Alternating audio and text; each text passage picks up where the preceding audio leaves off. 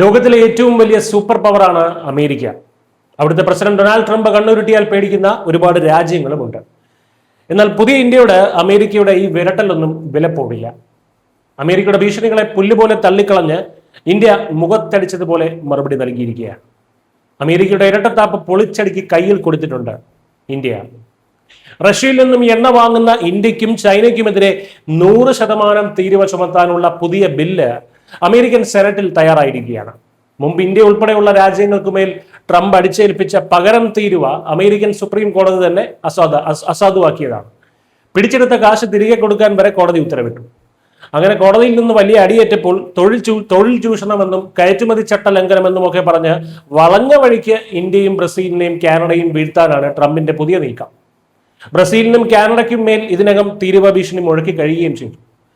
എന്നാൽ ഈ വില കുറഞ്ഞ ഭീഷണികൾ കണ്ട് ഡൽഹിയിൽ ആർക്കും വിറയൽ വന്നിട്ടില്ല.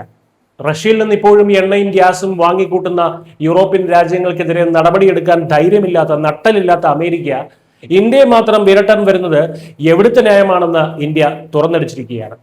അമേരിക്കയുടെ ഈ ഇരട്ടത്താപ്പ് ഇവിടെ നടക്കില്ല. ഇന്ത്യയുടെ നിലപാട് വ്യക്തമാക്കുന്നതാണ് പുതിയ എണ്ണ ഇറക്കുമതി കണക്കുകൾ.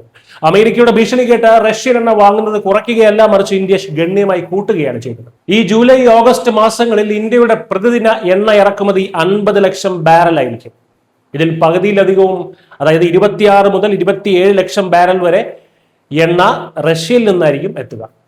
പശ്ചിമേഷ്യൻ യുദ്ധത്തിന് മുൻപ് വെറും 30% റഷ്യൻ എണ്ണയുടെ വിഹിതമാണ് ഇന്ത്യ ഇപ്പോൾ കുത്തനെ ഉയർത്തിയിരിക്കുന്നത്.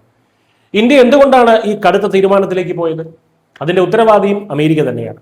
ഒരു വശത്ത് ഇറാനുമേൽ ആക്രമണം കടുപ്പിക്കാൻ ഇസ്രയേലിലേക്ക് കൂടുതൽ വിമാനങ്ങൾ അയച്ച് അമേരിക്ക തന്നെ യുദ്ധത്തിന് കോപ്പുകൂട്ടുകയാണ്. ഇസ്രയേലിലെ വിമാനത്താവളങ്ങളിൽ യുദ്ധവിമാനങ്ങൾക്ക് ഇന്ധനം ലഭ്യമാകുന്ന 30ഓളം റീഫ്യൂവലിംഗ് വിമാനങ്ങൾക്കൊപ്പം ഡസൺ കണക്കിന് വിമാനങ്ങൾ കൂടി അമേരിക്ക അവിടെ എത്തിക്കുന്നുണ്ട്. പശ്ചിമേഷ്യയിൽ യുദ്ധം കത്തിപ്പടരുകയും ഹോർമൂസ് കടലിടുക്ക് അടയുന്നതോടെ അവിടെ നിന്ന് എണ്ണ കൊണ്ടുവരുന്നത് വലിയ റിസ്ക്കായി മാറുകയും ചെയ്തതോടെയാണ് റഷ്യയെ തന്നെ പൂർണ്ണമായും ആശ്രയിക്കാൻ ഇന്ത്യ തീരുമാനിച്ചത്.